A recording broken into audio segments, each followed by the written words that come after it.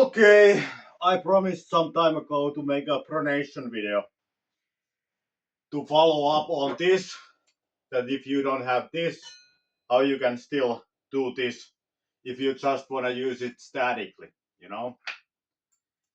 This being this tool for pronation, you know, if you cannot hold it, this is what happens. So pronation fails. So if you don't want to make this or cannot make it, you can just, and if you just want to train the static pronation, as I'm doing, you can do the same thing with just a 2x4, alright, and a belt, alright. And there is two ways of doing this, alright. And the first way is just this. You take a belt, you have some kind of weight, take your 2x4, and you kind of put it like this. What you want to do, like this. This would be from the wrist, but you add just this here, alright? Like it's now wedged between this belt and your hand. You're gonna add it later there. You put this whole thing together and then you add it here.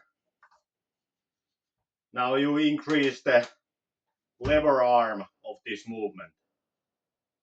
There. So now it's a lot harder. And then you just try to lift it either by the knee or like this. But there is a tendency in this that this thing wants to like slip out. So to fix that issue, you buy this type of a rubber band, resistant band, you know, and it doesn't matter what it is, like how hard it is, anything. You are just gonna use it for this purpose. You wrap this thing like this, so it's just here, and then you gonna put it like this, you know, and then you hold it first, this thing here, and then you put it the right tightness, and then you add this thing on top of it like this, all right, and then you find the right spot where it is nicely, and then you do your lift, all right, either from the knee or from the like this, and now it doesn't slide out because this creates so much friction between your hand and the wooden block, because this goes between it. So now you can do it. Like some people have shown that you can put some kind of wrap a towel here or something, but I don't think it's optimal because how you wrap it affects the lever arm length, and hence it's not, you cannot directly compare your lifts. And obviously when you put more weights on this, if it's a towel, this belt will compress it more when you have more weight, and hence it kind of becomes easier more weight you have, because by pressing on the towel it will decrease the lever arm. But when you have a wooden block 2x4, it's always the same. And if you can lift 20 kilos like this, then you have pretty strong pronation in my mind. It's almost as hard as this. This has a little bit more distance here than just this. But if you can do 20 kilos like this, then you have pretty strong pronation in my mind. You can do some type of like dynamic this, when you use this. But without this, this wooden block will slip out if you try to do it like this. Alright, so there is the first thing. You don't have this, you don't need this, you can just use this. Right? And you have to be a little bit mindful here that you keep in mind that you don't let this turn like this. Because note that this exercise now is hardest when your thumb is pointing up, when this is totally neutral. And if this goes low, because this is just wooden block, the lever arm decreases. Like you could think about it like this. Now the wooden block doesn't even matter. So more it is like this, the harder it is. So you have to keep yourself accountable here that you don't slip out doing it like this. Like this. All right. So that's the first way how you can wrap it. But then the second way is that little bit maybe longer this, and the same thing is just that you now wrap it 2 times like this. You can just wrap it like this 2 times. And now, because this belt goes around the block, it will keep it better in place. Alright?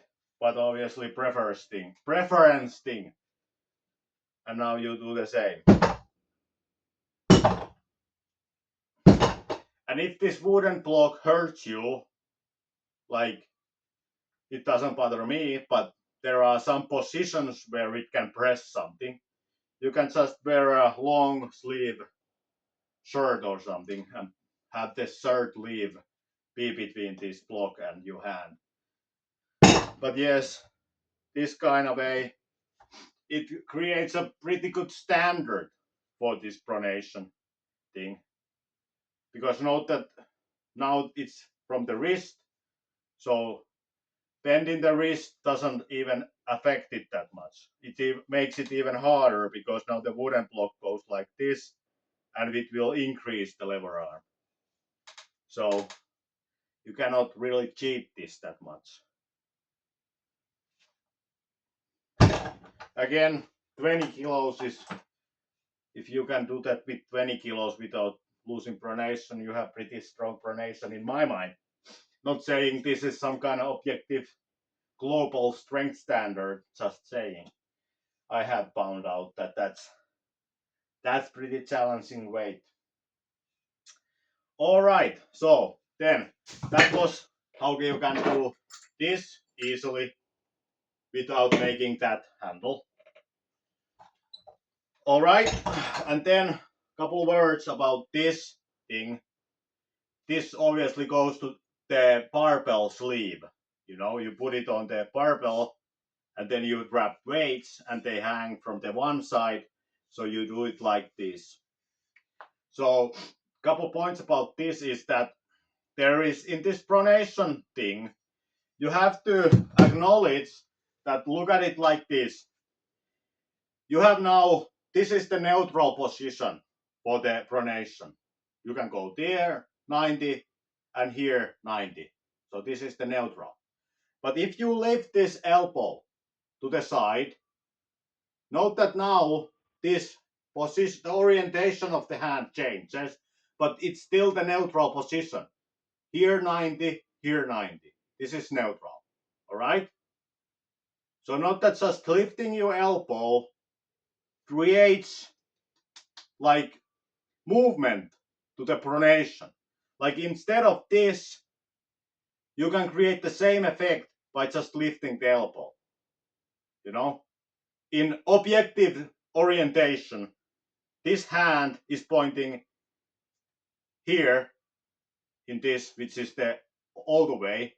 But if you just do this, it's also pointing here, but it's not all the way. You know? So in these kind of moves, things, you can easily cheat the movement by just lifting the elbow. You can create the pronation effect even though you are not doing dynamically anything. You are not doing this, you are just doing this, and you are still turning it. So take that into the account. If you are, the intention is to do it dynamically and you lift your elbow, then you are really doing it statically, because you are just keeping this and lifting the elbow. All right, and the same, and that's why I feel like it is actually a little bit inferior to these methods, because in these methods there is down pressure, like it's also pulling your hand down, like if you just simplicity, it's also pulling your hand down, which forces the elbow to stay down. You cannot do this with when the weight is pulling down. All right,